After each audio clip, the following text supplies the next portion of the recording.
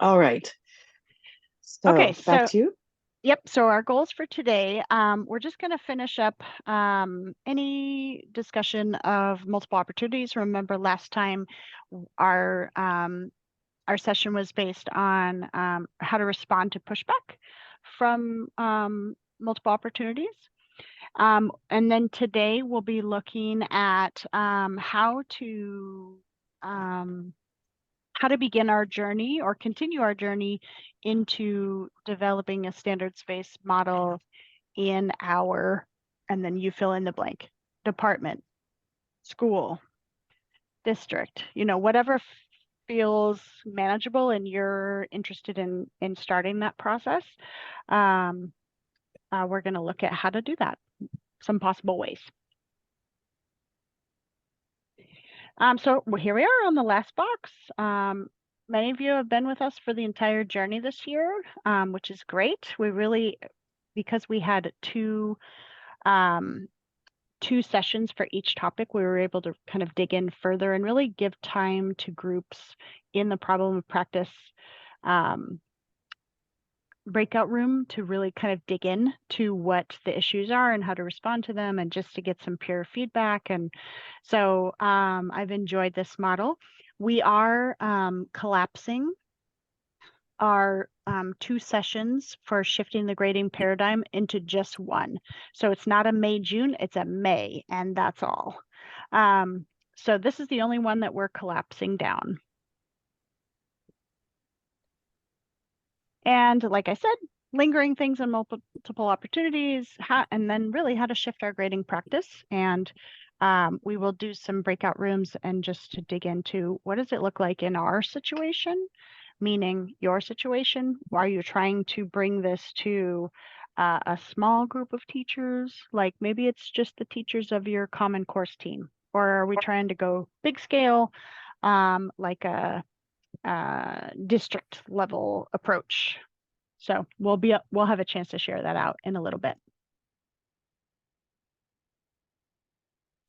And same norms as we always have. You guys are really great about that. It's a really respectful, engaging place when we drop into those breakout rooms. So I appreciate you really giving attention to these things and thinking about them when you are meeting with your peers. Okay, what are our final comments about multiple opportunities? So if a student doesn't complete the skill on the test, but does it on a future assignment where they may have gotten help from classmates, do you weight that the same and replace their score on that target, even though it was not completed as part of a unit test? It's a great question. The part that at first I was like, definitely yes. And then the part that caught me a little bit is the may have gotten help from classmates. And so when I'm recording and evaluating information about a student, I have to be really confident that it is their thinking, their knowledge that's being represented. Otherwise, it's unclear whose knowledge is being evaluated. And it may be a compilation, but again, I don't know that, right? And I can't just like a good science experiment, I can't have multiple moving parts, right? It's got to be the one kid and their knowledge. So if I have some evidence where they may have gotten help from classmates, I might have a conversation with them and just say something like, wow, I see that there's more evidence here this time, or this evidence looks, or your answers here look more detailed than last time you wrote them. And how would you like to do a retake next week? Or our next opportunity on this is going to be next week. And I think you're really going to be able to, based on the work here, I think you're really going to be able to do a good job on this. And I'm excited to update your score in the gradebook. I might just invite them specifically to the next opportunity just to really make sure that I see that it is their work. If I'm confident that it is their work, I 100% will go into the gradebook and update their score, even if it wasn't a unit test. It doesn't matter what the name of the assessment is, right? It's what's on the assessment, what's being evaluated. And if I can, if they've shown me increased knowledge on something, I definitely want to record that in the gradebook. So yes, I would do that. Um, but first I have to make sure that it's their work. So great question. Yeah, it doesn't, yeah, I already said all that. It doesn't matter. The name of the assessment makes no difference whatsoever. It just has to be their individual knowledge. How strict can the parameters be for retakes if we want to encourage them not to retake that particular thing and rather to do it on the next thing? So you actually don't want them to do a retake. You want them to just wait for the next opportunity that's already built into what you're planning on doing. Love that. That's what I would do. Yeah, so don't offer retakes or offer the option of one retake a semester, their choice, but otherwise their next opportunity will be in the next unit, or it'll be later on in this unit, or however it works out. If you're really set on doing a retake, I hesitate to say that the parameters can be different. Like if I really don't want them to ask for a retake, I'm going to make it really hard for them to get to a place where they're ready for a retake. But over here, it might be okay if they do a retake. So it's not, I don't love that, right? Whatever your process is for having them get ready to take a retake, I think should be consistent across the retakes. Part of that is because it's a structured practice that you have in your room. It's a routine, right? And so it should be consistent across the board. But that's not to say that overall you can't make the process for retakes multi-step or they're required to come in for like an office hours time or whatever. I would just say make that always the case across any time they're allowed to do a retake, or skip a retake and have them just do it on the next opportunity that comes up. So also good question. Those were questions that came off of the feedback form at the end of the webinar. So thank you again for filling that out. We really do read those things carefully. And sometimes, like on this last one, there are some great questions that are great for the whole. And so I always like to share those when they come up. All right, Andrea. After we get done with this, you might want to do some additional reading. So there's some articles about how people are changing grading from a teacher perspective. This first one, if you feel like reading it, it's like what it looks like as you're trying it out. This one, grading for equity, a school's approach is if you want to make it for a whole school, what you want to do. And if you're thinking about a district, what to do. So here are just some articles with a little bit of snap of why you might want to read them or not want to read them. When you come back to this later to think about, okay, I did that whole thing and I'm writing against this and I want just one quick article to read to support this idea. That's what some additional reading for you to do that with. And then and so then that we're going to get into how do we make this change. And I apologize, I've been a little sick, so hopefully my voice holds out. So steps to changing your process. So first thing you want to make sure is that your focus is clear. And people who've made this work and gotten it to work in their districts, they have to make sure that everyone is clear on what we're doing and why we're doing it.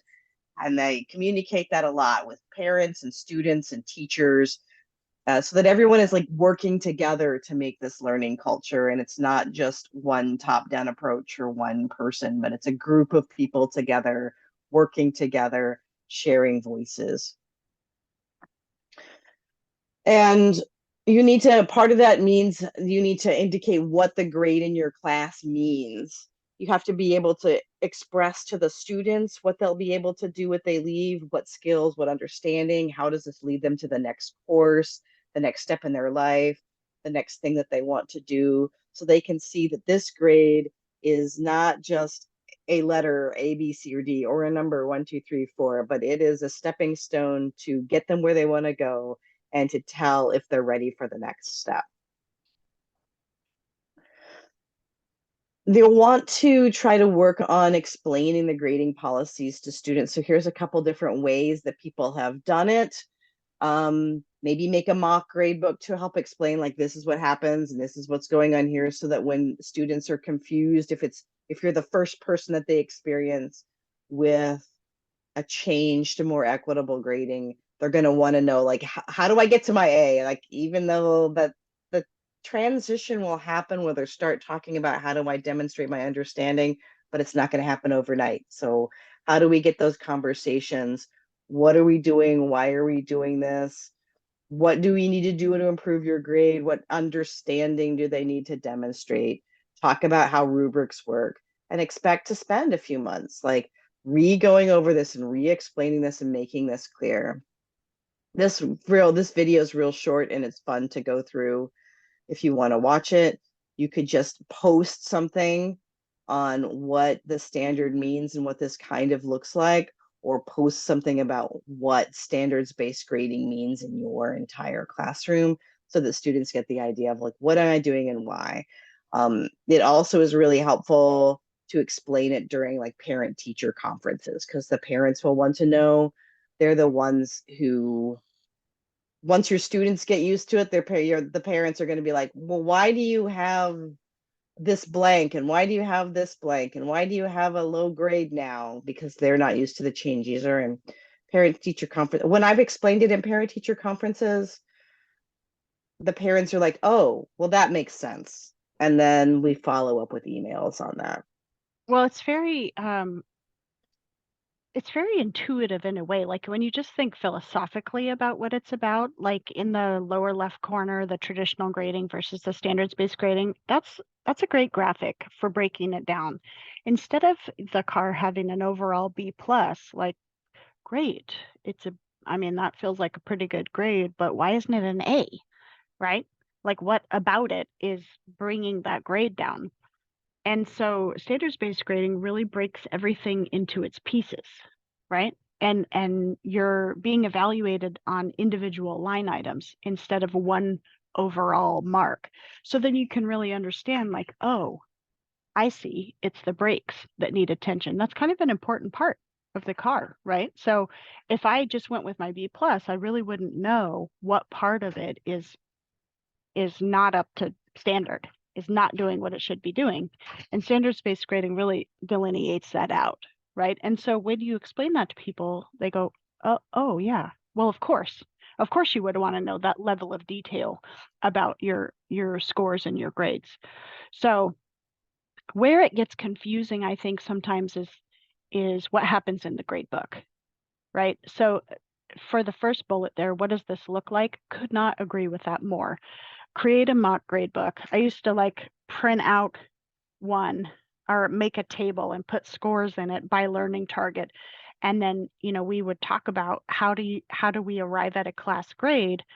And then I would have the students practice that. Like here's basically a dummy set of data. What grade will this student be getting in class? Just so that they could articulate what is the process and then be able to explain that at home. And we had to do it multiple times, just like we had to do or go over how to use a rubric multiple times. And every time we have some kind of activity or piece of work to assess our knowledge about, we get out the rubric, right? It's a structured practice that we have in the classroom that we do every day in some way. Same thing with our grading discussion. Maybe not every day, but often. Okay. So I talked about parent teacher night, but yeah, supporting the students in that conversation is also communicating to parents, because not everybody, but some parents are very heavily involved in their students' grades. And so you'll want like maybe a letter to parents, and there's an example letter linked here um, that you could look at. I guess I should click on that and so I can show what it looks like. This is an example letter from a different school that's neither one of our schools, that explains like what it looks like to have that grading be like, what that change looks like for them.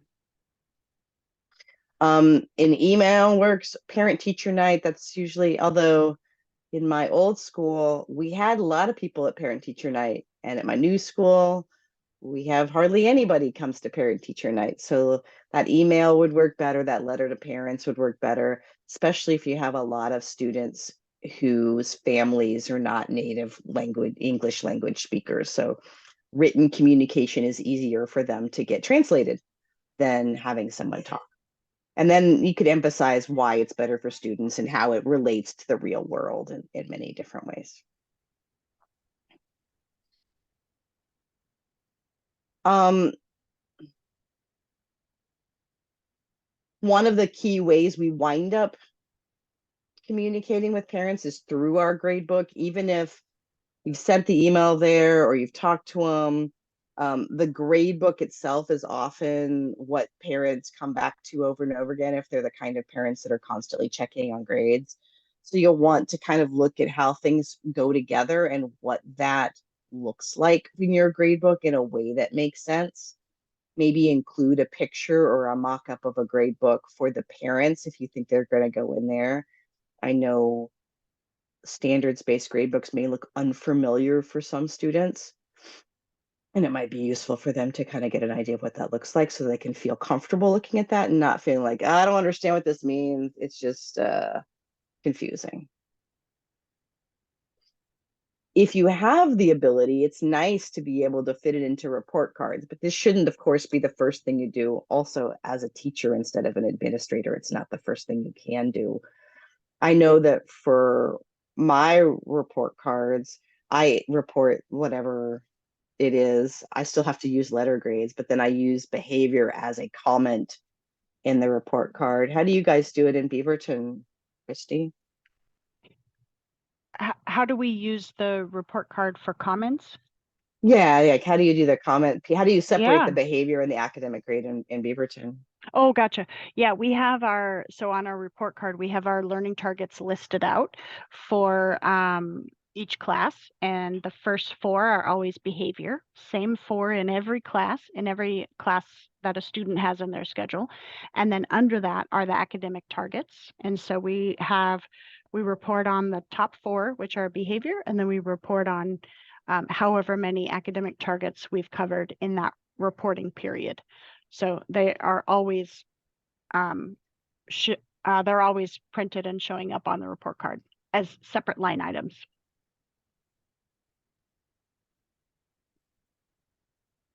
And then finally, once you've got like what is the grade you're doing, you kind of have to work on that building a learning culture. That means like providing time and equipment and materials for students to learn. That's like what Christy was talking about. Make sure that you've got the rubrics that they can go over and understand. Um, I don't know why my camera off. They've got rubrics that you can go over and talk about and understand it so that they know how to use those rubrics, that those become tools for them and not just some random thing that I throw in the garbage once I get my paper back from the teacher. Set those high expectations and explain like how they get there and how the rubric helps them get there. How the rubric, I mean, I when I'm in a class, I look at the rubric and I say, like, okay, this is my rubric. I do the work on the paper and then I go back and I check, did I do all the things it says for the grade that I want in the rubric, right? Those are the high expectations that are there. Make sure that on a day-to-day basis that you treat mistakes as part of the learning process. You know, someone makes a mistake in front of the class. That was a great question. Let's talk about lots of people have that misconception. That lots of people have that idea. um, how do we figure out if that's true or not? How do we figure out what's going on with that? Don't be afraid to make your own mistakes. I make mistakes all the time in front of the class when I'm teaching math, and they're real obvious mistakes. My students are like, you put a plus instead of a minus. And I'm like, yep, thanks for pointing that out. I always give out candy for people who find my mistakes because it makes them pay a little more closer attention and it recognizes that we all make mistakes and it's not a thing to be upset about. Thanks for pointing it out. Let's move on and learn from it. And then make sure that students have their own sort of learning path, right? So in those rubrics, make sure that there's space for them to figure out and show their own way of doing things. It doesn't always have to be like a multiple choice test. It can be different kinds of assessments, different kinds of demonstrations, different kinds of showing their understanding. And I think Christy's shown us a bunch of different techniques that we can use so that we have multiple opportunities and multiple modalities for demonstrating that. You'll get more students showing their understanding if you give them more modalities to do it. And you'll get them to find their own path if you help them use those modalities to troubleshoot and find their own answers. And if you want to read more on there, there's a little article here you can link to about creating more of a culture of learning in your classroom.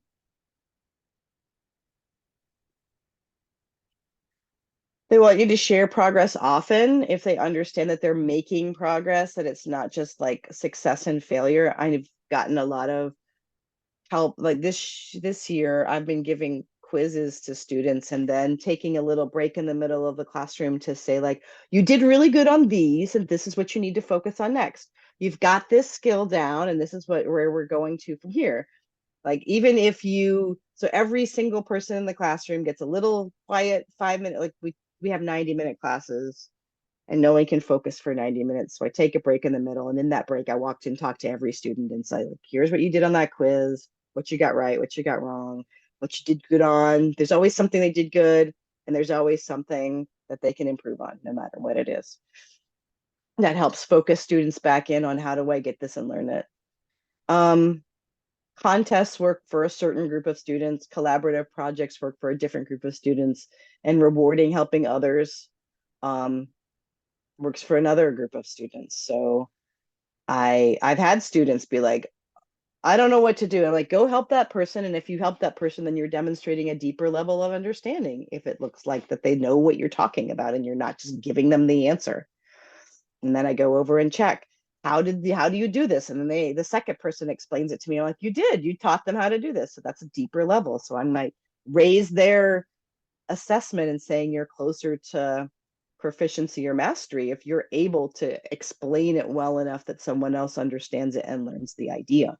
It's a different way of demonstrating it.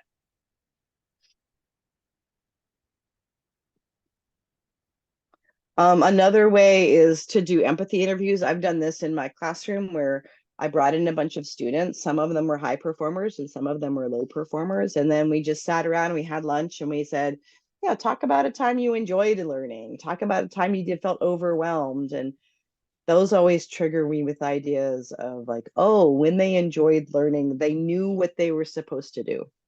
They understood what the instructions were. They knew what everyone was talking about.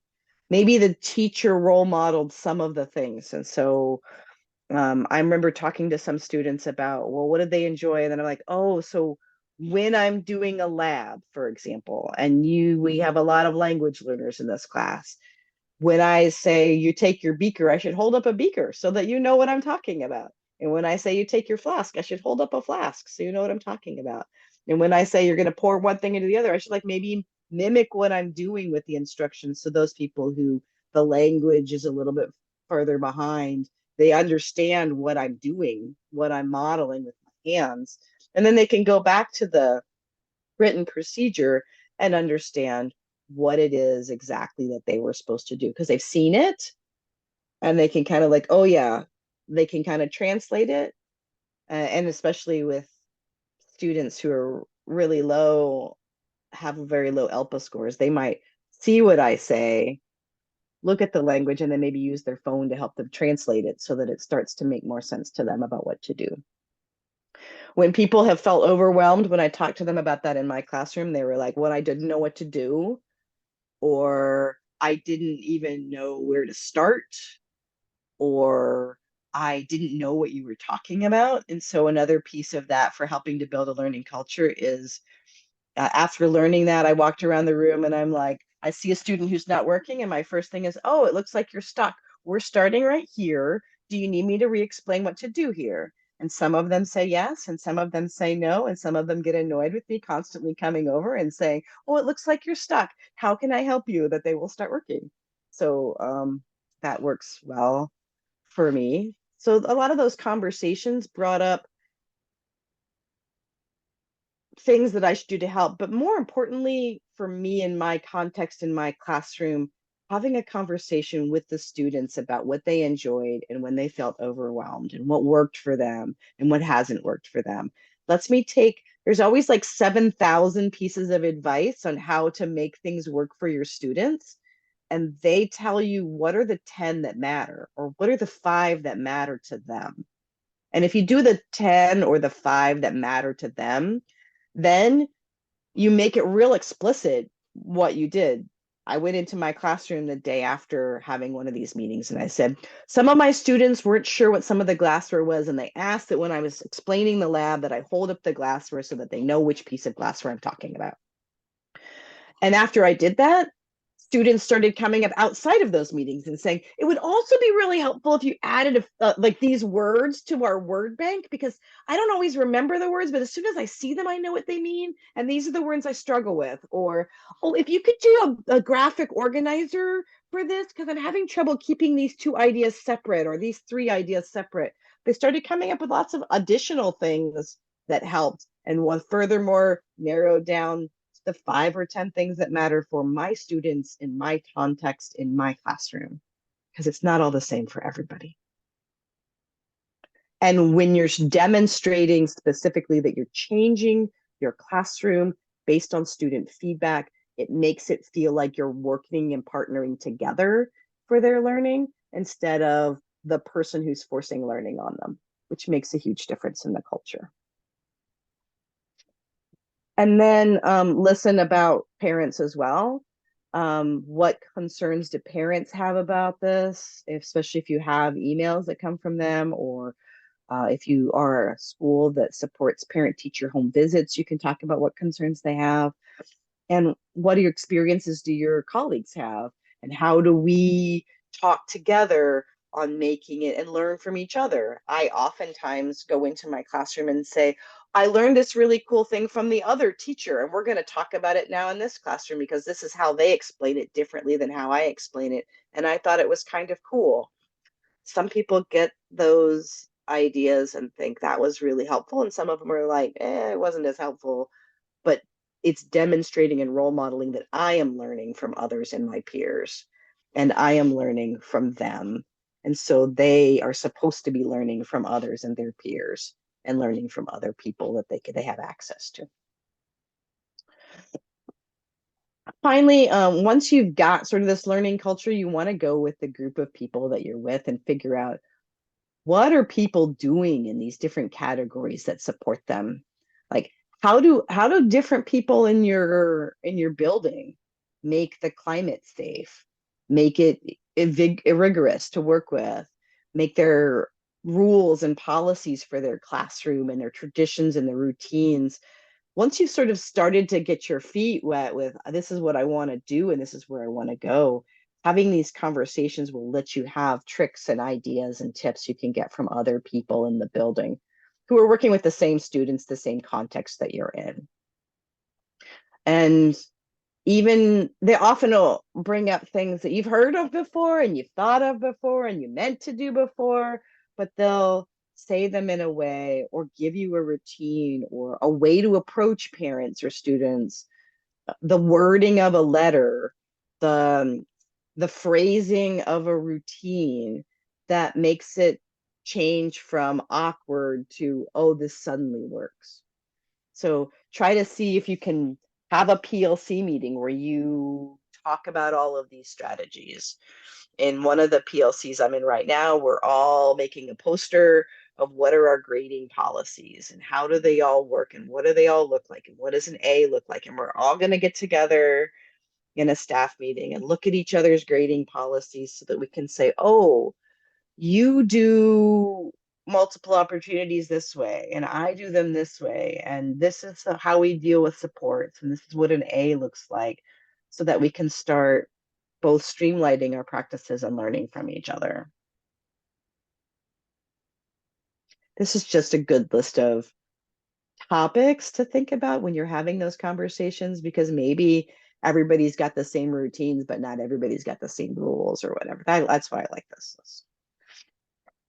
And then like, once you get together, you can do like what we're going to wind up doing in our next staff meeting is we're going to put those posters up and brainstorm ideas and how do we improve. the top ideas and how do we implement them as a school to ensure we better serve all of our students and not just some of our students. All right, Christy, back to you.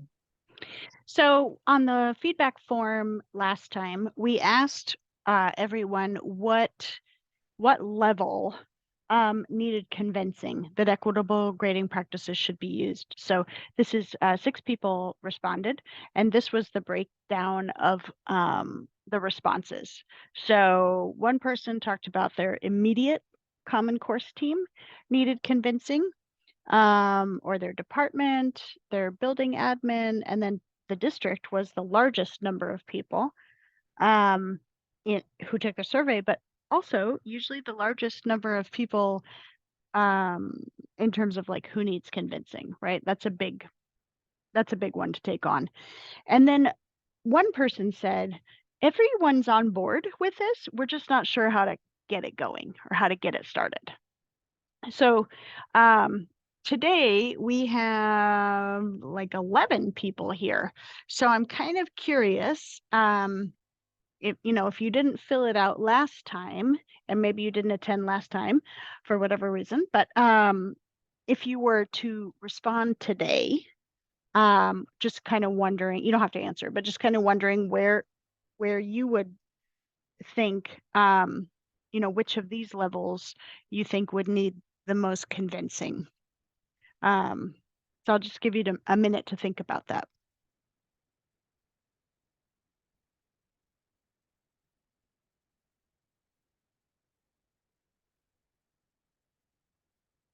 Something we're going to be talking about in our breakout room. So have an idea kind of what level you would want to start at. And then, Andrea, let's talk about the next slide, which is what we're going to be talking about specifically in the breakout room, which is, you are muted, Andrea. I was going to take a second and like make our Oh, breakout rooms so oh, that great. we could have a room that's like course department. If you want to talk about things associated with your course or department, you could go to this room. Totally. Or if you want to talk about building administration. That's a great idea. And I have a couple more things to talk about while you're doing that. But actually, before you advance the slide, I would say, folks, think about your number one pick here and then a backup plan, just in case you want to go to a breakout room, say for Common Course team, but there's nobody else in there. Yeah. So have a backup plan.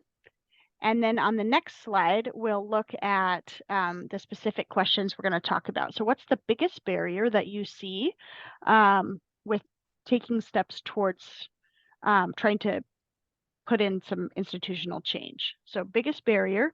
And then what do you think is the easiest way to get there? Or not even to get there, but just to start to chip away. What are the like highest impact, lowest bar things that could be done that would resonate with people, but also not be a killer for you to do, right? It has to be manageable. It has to be something that you can do, can take on, and something that can start to help gain some critical mass around these issues. So start to move the conversation forward. Right? So those are the two things that we're going to talk about in our breakout room. And the next couple of slides, you've seen them lots of times this year, but they're just talking about the problem of practice protocol. But I think for this topic, we can be a little bit looser on this. We don't need to have quite the structured protocol that breaks it down by minutes and that kind of thing. I would just say have it be a conversation between the folks in the breakout room of successes that other people have experienced, or describing your particular scenario and having people make suggestions. Really, this is an environment where we can kind of pick each other's brains and hopefully walk away with something that we could potentially get going in our situation, whatever that is. Well, I'm going to How are put we a doing? summary of those 2 questions in the chat so that you have them in your chat when you go to your breakout rooms. And then I'm going to go ahead and open the breakout rooms. Is that what we're doing right now, Christy? Yep. And then you can just take yourself to whichever one you'd like to talk about. And if you remember, can't figure out how to get there, let me know and we can assign you to a room. So the 3 rooms I created are the course department, the building administration, or the district. Yeah, so go ahead and take yourself to the one that you would like to join. I'm going to go ahead and stop sharing my screen. And you want to push pause on the recording. Oh, you're right.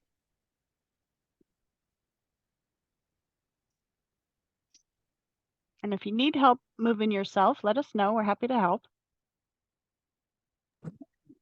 Hi, do you mind moving me to any of them? I'm driving right now, so I can't. Oh, absolutely. Absolutely. Thank you. Absolutely.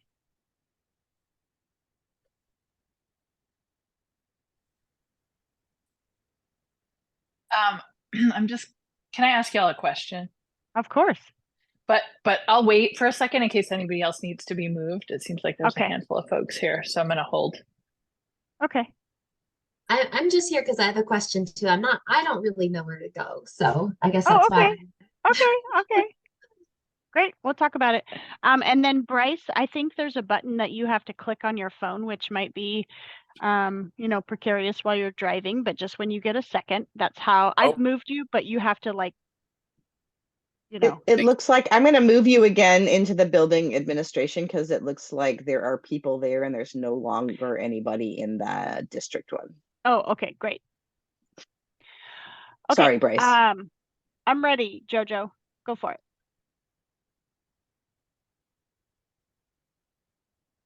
I just lost the button for the building.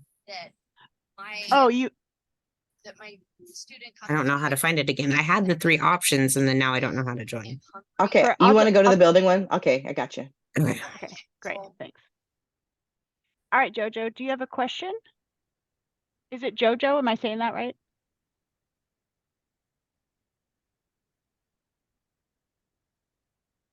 Oh, you're muted.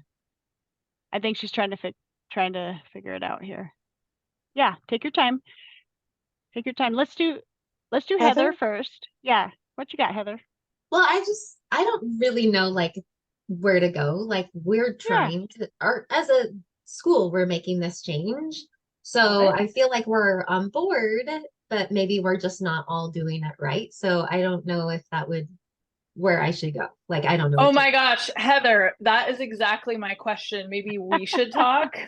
Oh, there you go. I like that. Seriously, and this is so embarrassing because Jojo is not my name and I had no idea who you were talking to. Oh, and sorry. that was a niece that put that on there and I try to go in and change it every time and it keeps reverting back to that.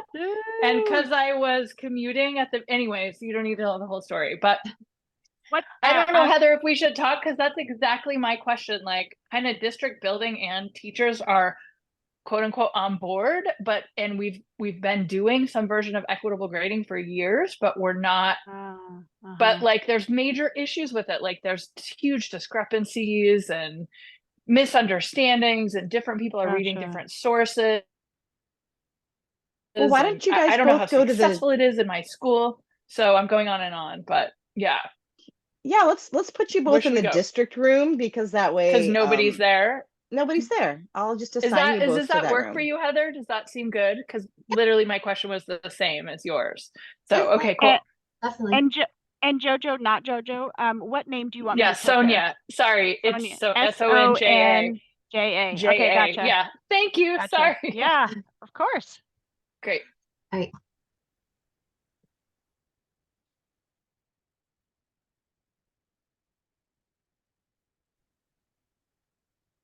Yay. Yay, that all worked out. How many minutes do we want to? Did you pause the recording? It looks like it's still going. I thought I hit pause. I'll do it. Welcome back, everybody. I'm hoping Well, we're hoping that people can report out on what came up in their breakout room and what things were helpful or what questions still remain as you think about going into next year. Is any room willing to go first?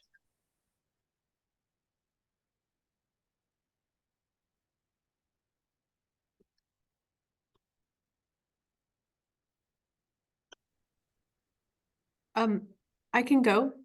We talked a little bit about some of the barriers, some of the difficulties.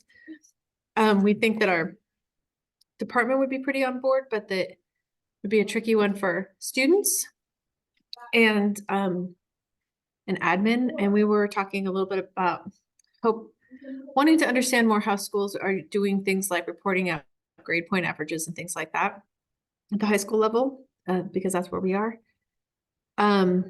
But we did talk about some good ways to give those multiple opportunities, like open notebook tests or basically a checklist of things that students need to do before they can retest or revise the work. Mhm. Yeah. Nice. Nice, thank you. Christy, do you want to talk about the gradebook piece? Or actually, before you do that, one thing that came up for me listening to your conversation is that it would be good maybe for the council to think about if we can highlight some of those places where there are multiple opportunity places we could map out, like here's a good place for multiple opportunities. So we'll take that back to the council and see if we can help with that. But Christy, do you want to talk about what it looks like for reporting out for your district for the grades? Yes, I was just looking for a visual of that. Okay. Here is, let me share my screen, show you. And this is, please know, this is part of a much longer conversation. So there may be, I'm going to show you some pictures, but there may be some things that you're wondering about. So in the grade book, this is the Synergy grade book. And so we've got the learning target up here. So this is for our STEM chemistry class. And it's academic learning target number 5, which is chemical reactions in the patterns curriculum. So normally this is where teachers would put the names of assignments. So, types of reactions lab, or balancing reactions, the activity where the reactions are all environmental, and they have to indicate the kind of reaction and balance it, etc. So imagine for a second that instead of putting in names of assignments, right? Instead, you put in supporting targets here. So imagine your rubric. Here's the rubric right here. And here's the ALT 5. And all of the line You're not items. sharing your screen anymore, Christy. Oh, well. I can see it. Oh, really? It's just me. I can't show you. You can see the rubric? Okay. All of the line items are different supporting targets, and all of these make up the big target of balance of chemical reactions. So like these are all the things that I want to teach them about chemical reactions. So what I'm going to do in the grade book is I'm going to make an assignment. It's not really an assignment, but I'm going to make an assignment and I'm going to call it balancing reactions. And then I'm going to make another one called types of reactions. And then I'm going to make another one called chemical physical change, etc. So I'm going to take all of these line items and I'm going to make each one of them a quote unquote assignment in the grade book, and they're all attached to learning target number 5. Okay. What I'm going to do then is I'm going to be doing multiple opportunities for balancing reactions. It's going to show up on multiple assignments and assessments and labs, et cetera, et cetera. And I know where all that's going to show up because I've mapped it all out for my unit. And I think I've shown you this before. So this right here is my map for learning target 5. Here's balancing reactions. And these are all the names of the assignments where I can evaluate it for balancing reactions. So even though the assignment is about predicting products, they're going to be doing a ton of balancing in there. So I could actually evaluate it for balancing. So this is what I mean by a multiple opportunity, right? We're doing that, we're applying that knowledge again.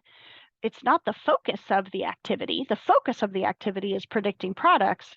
It's like the byproduct, though, is that they have to balance reactions. And so it's another opportunity for me to evaluate their ability to balance reactions. I Hey, see Christy, that, Laura yeah, has a there's some question. hands up. Yeah.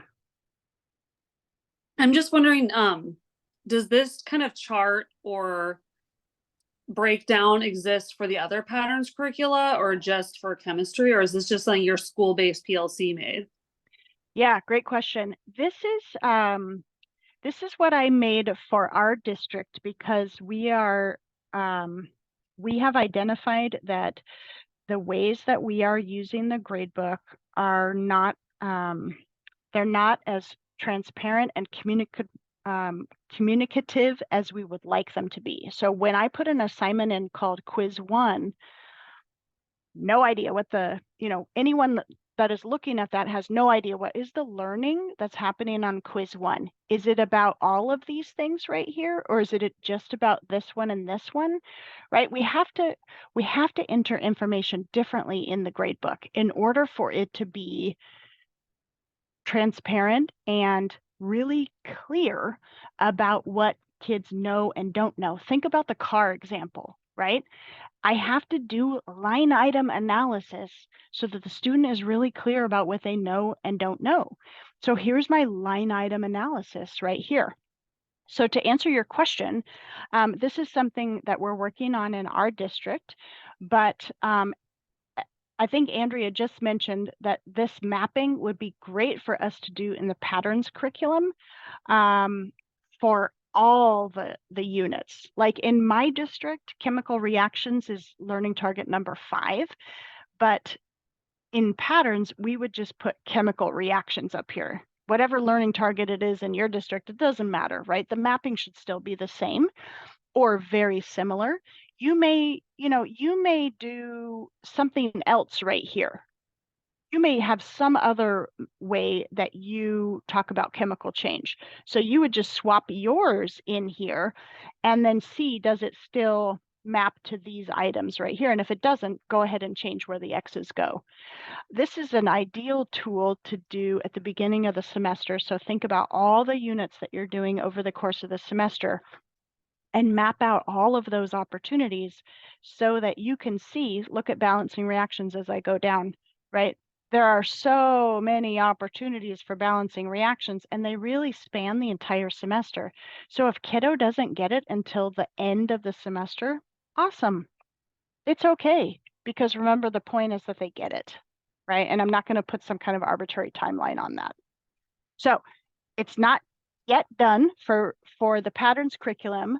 And that's something that we should talk about at our next council meeting. But we're definitely thinking about it. Yeah, Renee. I would love to grade Oh. this way. I'm a PLC of 1, so I'm not Yeah, totally. go through everything and think about Absolutely. how to put this together. And I was just wondering, because so many people teach patterns physics, if this exists in that curriculum anywhere, if you know of it, or pass it Not along. yet. It does get Yeah. created. Yeah, not yet, but we're definitely talking about it. So stay tuned. Renee. Yeah, I loved this when you showed this to us before. And Great. I remember thinking, I want to do this, but every time both times I've seen it, I look at this and I can't wrap my head around the Oh, management. gotcha. So Yeah. let's say, I just want to put like one scenario. Let's say Yep. I'm not showing like all those times balancing reactions. Are you noting each time and going back and check if I get better? Or do I have to tell you, hey, I think I did better this time? Yeah. Like, how do you literally manage each of those Yeah. for each student? Yeah, great question. So when I map it all out, I might decide that these first 4 opportunities are all formative. They're all practice, because as we go down, the difficulty of the balancing will get harder. Like, it will increase because we are increasing our complexity over time. So these are formative. And then I might say, okay, first opportunity for balancing reactions is here at predicting products. And I need to see your highest score at least twice as we go through all of our opportunities. And so there's a few different ways that you can track this. One way, let's see if I can get to it here. Let me just cancel out of here just for a second. One way that you could track it is in Canvas. So you can make do you use Canvas in your district? Okay, do you have an LMS in your district? A learning management system? Do you use like Google, Schoology, or We just have Synergy. I don't know if that's what you're talking. So this doesn't sound okay. like what. So actually, so Synergy has an LMS piece to it. It's not as robust as Canvas is. So look right here. In Synergy, you can still do all of the tracking of the assignments. It's a little bit more cumbersome than if you had Canvas, but you have to have some way to track the kids' scores over time. So you could, if you have something like Canvas, you could do it in Canvas. You could also do it in Synergy, but you could also just old school it, pencil and paper it here. So you have your pencil and paper and the kids have their tracking system. And I actually kind of love this one, even though it's pencil and paper, because the kids have agency then over their own, seeing their own progression over time. How have they been doing on balancing reactions over this whole time? And ultimately here, I made a demo one here. So if I open this up, here's the demo one. So here's balancing reactions. They write in all the assignments that we did. And let's say I decided we're going to have 7 opportunities. Right? So they're writing their name, the name of the assignment. Did I turn it in? What score did I get? And then ultimately, what is that highest score? And then, and I'm doing this too. I'm tracking it also. And then ultimately, what I'm going to do, sorry. Let's go back here. Ultimately, what I'm going to do is I'm going to put it here. Right here, this is their best score after multiple opportunities. And I know that I already told them I have to see that best score at least 2 times, or whatever your decision is. Maybe your team decides, well, we have to see it 3 times, or whatever, right? Whatever you arrive at, that's what I'm going to put here. And that's what's going to go in all of these boxes, is their best score. And then ultimately, I have to figure out what's the overall score for the learning target. And so I go back to the rubric. I highlight in their best score on each of those line items. And then I kind of look at that rubric overall. Overall, what do I think? Where do I think they're sitting for chemical reactions unit? Well, it looks like it's about a 3 to me. They have a little bit of 4, they have a little bit of 2, but mostly they're in the 3 category. Now, this is a great opportunity for your team also to calibrate a little bit. Like, maybe having a 2 in solubility is a deal breaker. Like, nope, kids cannot meet the target unless they have at least a 3 in solubility. If that's an agreement for your team, great. You just have to communicate that to kids a lot. Say it often and loudly, right? This line item is really important. You can't get a 2 here and hit the meets on the target. But anyway, I just wanted to show you. This is a way to do the grade book. I'll tell you right now in our district, mostly what teachers are putting here are names of assignments. And that's problematic for a lot of reasons. And trying to, we have a pretty big district, so trying to get some movement and some change on that is slow. but we're chipping away at it a little bit, piece by piece. But that is, that's essentially what the grade book looks like, is my students, my learning target, and then all the things that are attached to that learning target. Oh, I So want to add a comment that Yeah. when you showed your pencil and paper one, I saw one from another district where they had each assignment and then they had a column for like meets and exceeds and like a column for like, so it was 2, 3, and 4, and that was the 3 columns for each assignment. And then the teacher would just stamp what column they were in.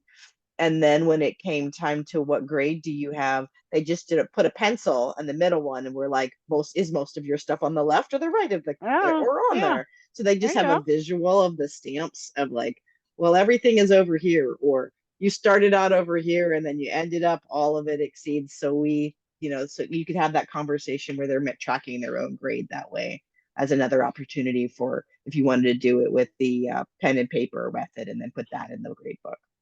Nice. I'm just noticing the time. So there's and I wanna be respectful of your time. So there's just a couple more things that we wanted to show. And I know you're on here, Andrea, but I'm gonna seize it from you just for a second. One is the resources. These are some great resources. This one in particular is a super fabulous book. I don't know if you've ever seen this one or read it, but I really like it. And it's just talks about how to kind of incrementally go about instituting some change in your fill in the blank team, department, district, whatever, right? Build some momentum. I'm going to let Andrea do that. And then the last thing I wanted to say, this is very exciting. So